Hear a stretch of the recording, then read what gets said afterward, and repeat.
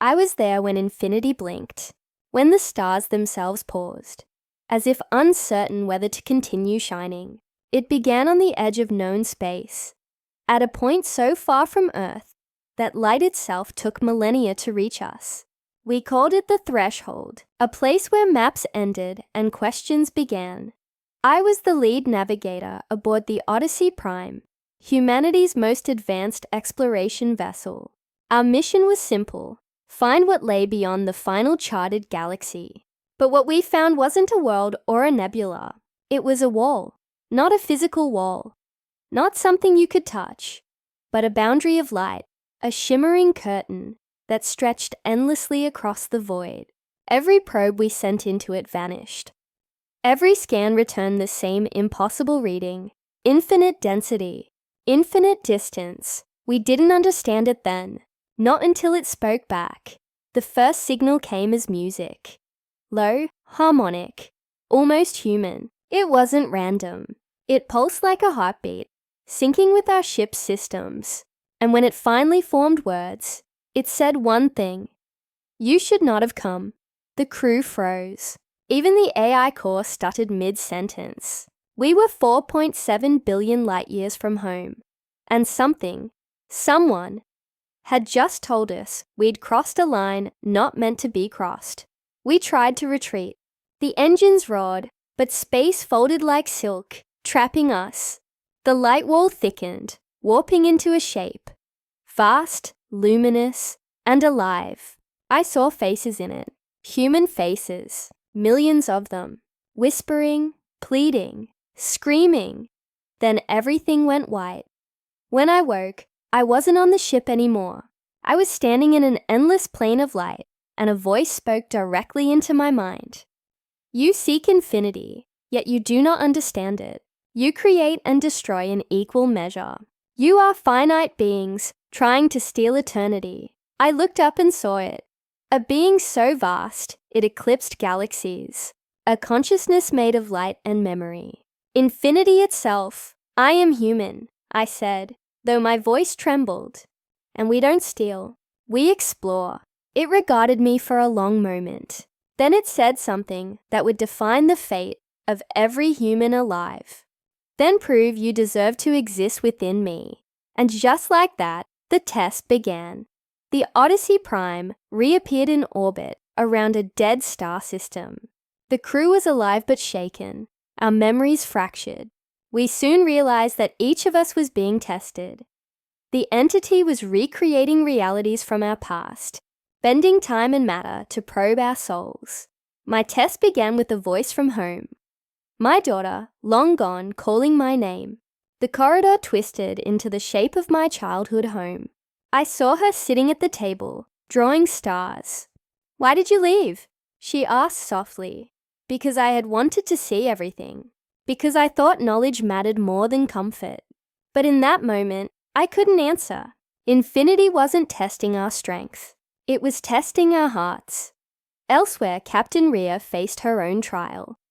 Reliving the destruction of Earth's last war, our engineer was forced to rebuild a dying sun from memory. Each test pushed us to the brink, forcing us to confront not what we could do, but why we did it. And as each trial ended, I began to understand. Infinity wasn't an enemy. It was a mirror. Weeks passed, or years. Time was meaningless there. We failed many times, but something about humanity fascinated it. We were chaotic, fragile, but endlessly defiant. Every time we fell, we rose again. Every time we broke, we rebuilt. When the final test ended, the voice returned. "You are flawed," it said. "But you are interesting," the light rippled. "You may pass through me, but beware. Beyond infinity lies something even I do not touch." We had passed, but the warning chilled us. What could lie beyond infinity itself? The Odyssey Prime emerged on the other side of the wall, into a region where stars were being born from nothing. Raw creation unfolding before our eyes, and floating within that storm was something unmistakably human. A colossal station, ancient but alive, bearing the emblem of Earth. We docked with the station cautiously. The structure pulsed with power far beyond our technology. Inside, we found hallways filled with light and echoes. Holograms of people who looked human, yet not. They called themselves the Keepers of the Line. According to their archives, they were humanity's descendants. From billions of years in the future, they had evolved beyond flesh, beyond time, becoming custodians of all possible human timelines. "You stand at the edge of our beginning," one of them said. "Infinity tests all who approach it. You are the first from the past to pass its judgment. It was impossible, yet it explained everything. Infinity wasn't a god. It was a barrier protecting the multiverse from collapse. And we had just been granted access. The Keepers warned us that another presence lingered beyond. Something older than infinity. Something that had once tried to devour creation itself. They called it the Nothing, and it was waking up. We decided to return to our side of the barrier and warn Earth. But when we activated the jump core, infinity interfered again. This time it didn't speak. It screamed. Reality itself began to warp as timelines collapsed. The Keepers joined forces with us, channeling light to stabilize the rift. Captain Rhea shouted orders, trying to hold the ship together as fragments of parallel Earths flickered in and out of existence. Then I saw it.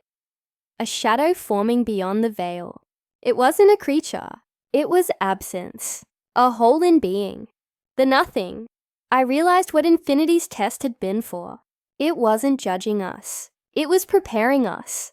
Humanity wasn't supposed to conquer infinity. We were meant to defend it. We stabilized the rift long enough to escape, but as we crossed back into known space, I looked back one last time.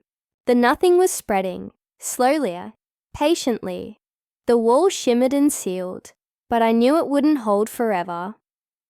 We returned to the Milky Way as something else. Explorers no longer, but guardians. We brought knowledge of infinity's nature, of the Keeper's warnings, and of the threat beyond. Earth's leaders listened in silence.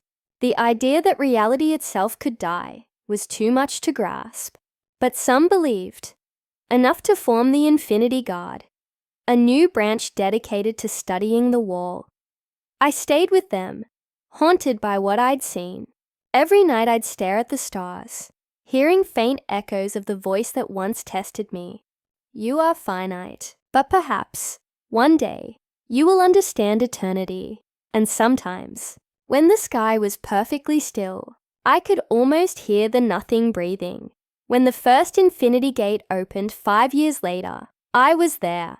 We'd learned to communicate with the wall, to send drones safely through. But then something went wrong. The signal distorted. The data came back reversed, as if something on the other side was watching us. And then came a voice we hadn't heard since that first encounter. "You passed your test. Now face theirs." The Nothing had spoken.